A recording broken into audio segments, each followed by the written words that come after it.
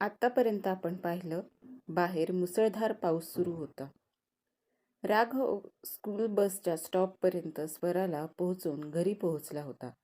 मानसी सकाळी तिची तयारी करत होती तेवढ्यात तिचा फोन वाजला. फोनवर बोलून मानसी घाईघाईनं घराच्या बाहेर पडली. आता पाहूया पुढं.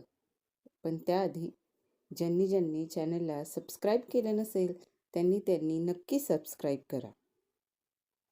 हे जीवन सुंदर आहे भाग 6. आशाताईंचा फोन आला आणि मानसी लगेचच तिकडे जायला निघाली. आशाताई समाजसेविका होत्या.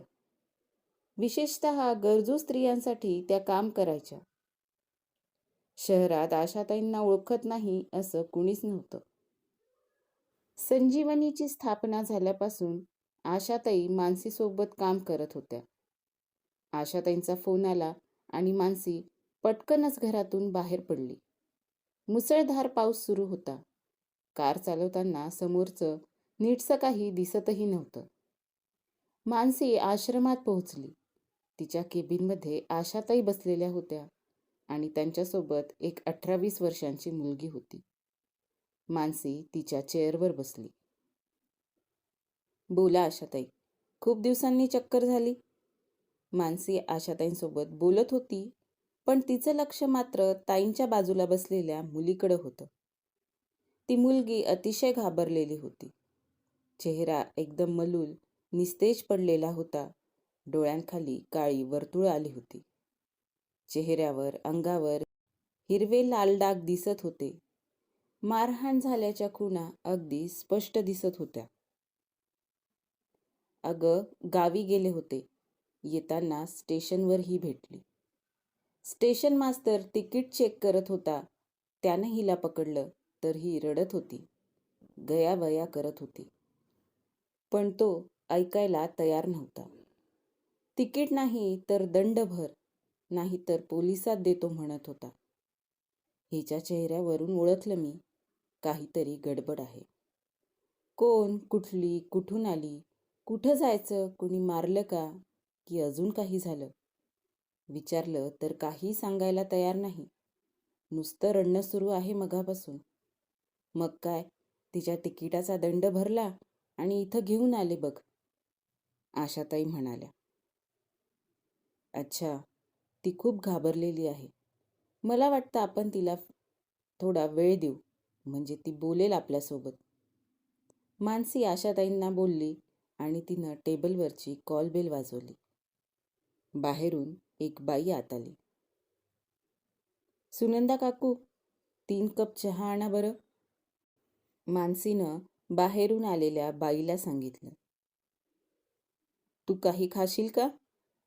मानसीनं आशाताईंच्या सोबत असलेल्या मुलीला विचारलं. ती काहीच बोलली नाही. अगं, भूक लागली असेल ना तुला? काही खातेस का?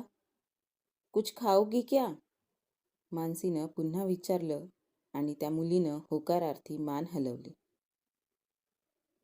सुनंदा काकू, आश्रमात नाश्त्यासाठी जे बनलं असेल ते 1 प्लेट हिच्यासाठी आणा आणि चहा आणा, मानसी म्हणाली आणि सुनंदाबाई बाहेर गेल्या.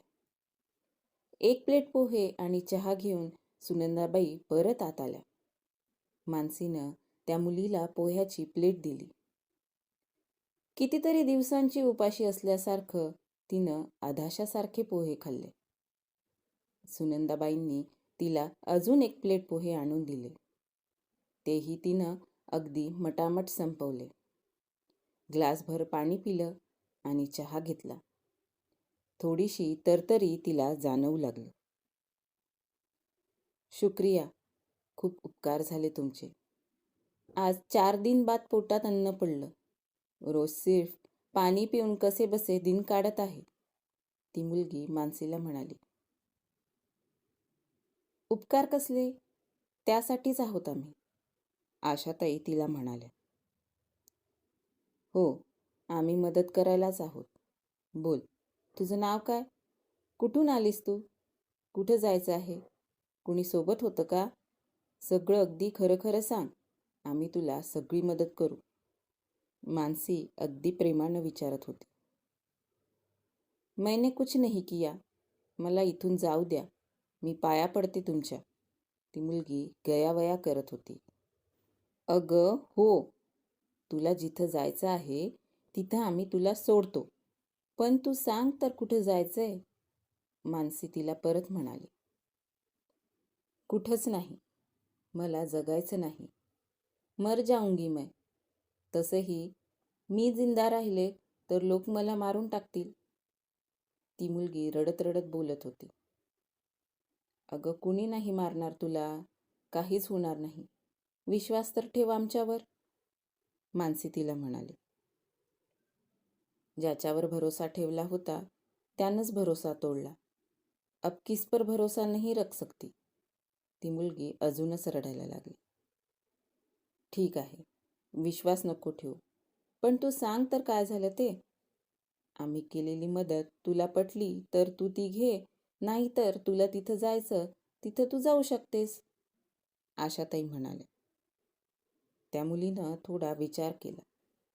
डोळ्यातलं पाणी पुसलं आणि एक मोठा उसासा टाकला. ताई, मै झुमरी. मै तिकडची. महाराष्ट्र छत्तीसगड सीमेजवळ मेरा छोटासा गाव आहे. झुमरी म्हणाली.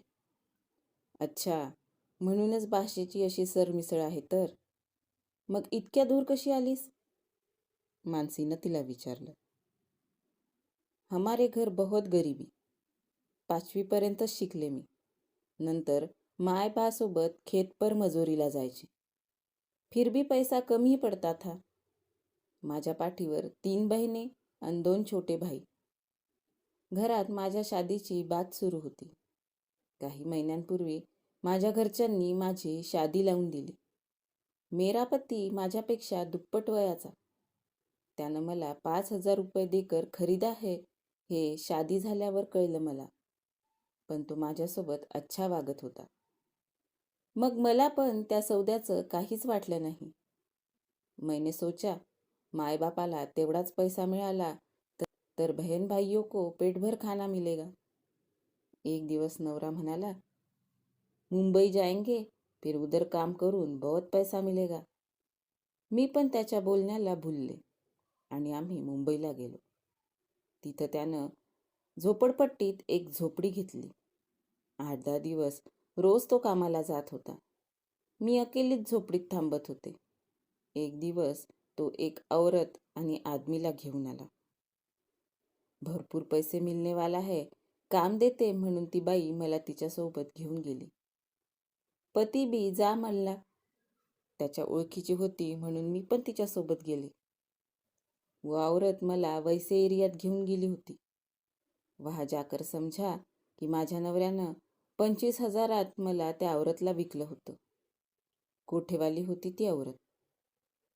बोलताना झुमरीचा कंठ दाटून आला होता. तिच्याच्यानं पुढं बोलल्या जात नव्हतं. आशाताईंनी तिला पाणी दिलं. मायेनं पाठीवरून हात फिरवला. झुमरी पुढचं सांगू लागली. मैंने वहां से भागने की कोशिश की, पण त्या आदमीनं मला पकडलं. बहुत पिटा आणि एका खोलीत बंद केलं. तिथंच काम करणाऱ्या एका बाईनं मला तिथून पळण्यात मदत केली. उसने थोडे पैसे दिले होते. 2-3 दिन हो गए. या ट्रेनमधून त्या ट्रेनमध्ये फिरते मी. कहाँ जाऊ, क्या करू, काहीच कळत नाही. झुमरी हमसून हमसून रडत होती. आईबाबांकडे जायचंय का परत? मानसीनं विचारलं. नाही, ज्या मायबापानं मला पैशासाठी विकलं तिथं मला जाना नहीं है. मला इथंच काहीतरी काम द्या. कपडे धो दूंगी, बर्तन, साफसफाई, मैं कुछ भी करायला तयार आहे. झुमरी हात जोडून बोलत होती. ठीक आहे आशाताई, मी हिचं नाव इथं नोंदवून घेते आणि बाकी फॉर्मॅलिटीज पण पूर्ण करते. तुम्हाला इथं एखादी चक्कर मारावी लागेल अजून. मानसी म्हणाली. हो, चालेल की, आशाताई म्हणाल्या. चल झुमरी, मी तुला आश्रमातल्या बाकी महिलांसोबत ओळख करून देते. मानसी म्हणाली. मी पण येते तुमच्यासोबत.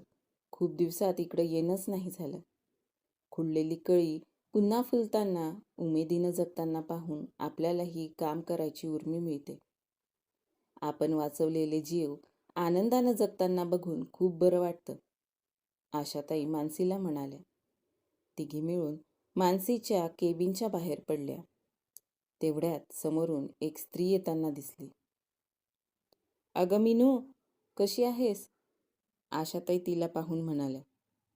मी मजेत आहे आशाताई, तुम्ही कशा आहात? खूप दिवसांनी चक्कर मारली इकडं, मीनू म्हणाली. बरं का आशाताई, आपली मीनू B.Com.चं 2रं वर्ष उत्तीर्ण झाली बरं. आता आश्रमातल्या कामात मदत करत असते. आलेल्या बायकांच्या नोंदी ठेवते, काही अकाउंट्सचे हिशोबही ठेवते. कोण किती तारखेला, अगदी किती वाजता आलं होतं हे मीनूच्या चांगलंच लक्षात राहतं बरं. मानसी मीनूचं कौतुक आशाताईंना सांगत होती. मीनू, ही झुमरी आपल्या कुटुंबातली नवीन सदस्य. हिला तुझ्यासोबत ने आणि सगळ्या गोष्टी समजावून सांग, मानसी मीनूला म्हणाली. आणि मीनू झुमरीला सोबत घेऊन गेली. आशाताई पाठमोऱ्या मीनूकडं मोठ्या कौतुकानं बघत होत्या. झुमरीसारखीच मीनूही आली होती इथं, आठवतं मला. 3 वर्ष झाले असतील, हो ना? आशाताई मानसीला म्हणाल्या. हो, मोठी जिद्दी आहे पोर. चिकाटीनं ती शिक्षण पूर्ण करते. पार्ट टाईम नोकरी करायची होती तिला. म्हटलं मग इथंच आश्रमात कर. कोणतेही आडेवेडे न घेता तयार झाली लगेच, मानसी म्हणाली. हे चांगलं आहे तुझं. महिलांना नुसता आधार देत नाहीस, तर त्यांना स्वतःच्या पायावर उभं करतेस, आशाताई कौतुकानं मानसीला म्हणाल्या. हो, म्हणजे ज्यांना जशी आवड असेल त्याप्रमाणे. काही जणींना पुढं शिकायचं आहे, त्यांचं शिक्षण सुरू आहे. काही जणींना शिवणकाम, विणकाम यात रुची आहे. 1-2 जणी खूप सुंदर चित्र काढतात. लवकरच त्यांच्या चित्रांचं प्रदर्शन भरवू आम्ही आणि ती चित्र विक्रीसाठी ठेवू. तुम्हाला माहिती आहे आशाताई, एक मुलगी आली आहे 2 महिन्यांपूर्वी. खूप सुंदर मातीच्या मूर्त्या बनवते. यावेळी तिनं बनवलेला गणपती घ्यायचा बरं तुम्ही. आणि अजून कुणी घेणार असेल तर त्यांनाही आवर्जून सांगा, मानसी सगळं अगदी कौतुकानं सांगत होती.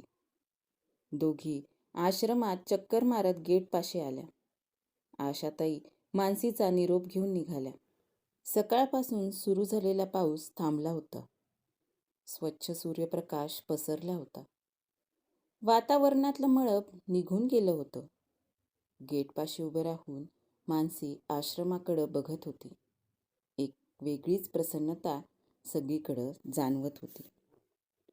काय होईल पुढे पाहूया पुढच्या भागात. तोपर्यंत आजचा भाग कसा वाटला कमेंट करून नक्की सांगा. धन्यवाद.